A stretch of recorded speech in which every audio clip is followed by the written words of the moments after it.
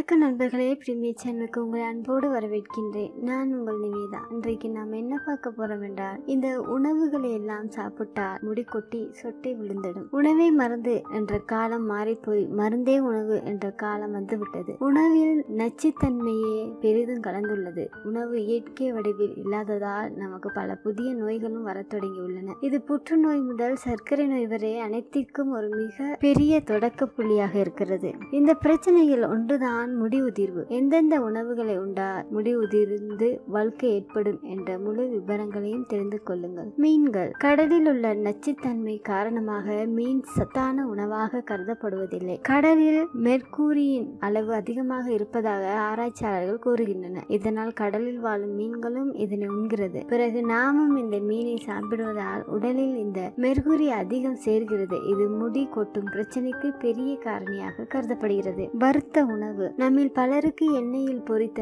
அல்லது வறுத்த உணவு என்றால் அவ்வளவு பிரியம்தான். ஆனால் அதிகமாக எண்ணெய் உணவுகளை சாப்பிட்டால் உடலில் ஹார்மோன்கள் குறைபாடு ஏற்பட்டு முடி உதிர்வை கொடுக்கும். இதனால் விரைவில் வழுக்கையும் வருகிறது. Coffee, tea. வேலை நேரங்களில் நம்மை அறியாமலே பல முறை டீ மற்றும் காப்பியை குடித்துக் கொண்டே இருப்போம். இதன் விளைவு அதன் பிறகுதான் ஆரம்பமாகும். நீங்கள் ஒரு நாளைக்கு அதிக முறை இவற்றை அருந்தினால் இவை உடல் ஆரோக்கியத்தை கொடுப்பதோடு முடியின் நலனையும் உருகுலைக்கும். முடியின் பாதுகாப்பிற்கு உங்கள் முடி அதிகம் கொட்டுகின்றதென்றால் மேற்கண்ட உணவுகளை தவிர்த்து விடுங்கள். அத்துடன் இயற்கையிலான உணவு பழக்கத்தை மேற்கொள்ளுங்கள். முடியின் வளர்ச்சி விட்டமின் சி, புரதம், விட்டமின் பி, ஜிங்க், காப்பர் போன்றவை நிறைந்துள்ள உணவுகளை உண்ணுங்கள். இது முடி உதிர்வை தடுத்து வழுக்கை பிரச்சனைக்கு முற்றுப்புள்ளி தரும். இந்த வீடியோ பிடித்திருந்தால் லைக் பண்ணுங்க, ஷேர் பண்ணுங்க, இந்த சேனலை சப்ஸ்கிரைப் பண்ணுங்க. எது டவுட் இருந்தால் கமெண்ட் பண்ணுங்க. என்றும் அன்புடன் நிவேதா. அடுத்த வீடியோவில் சந்திப்போம். நன்றி.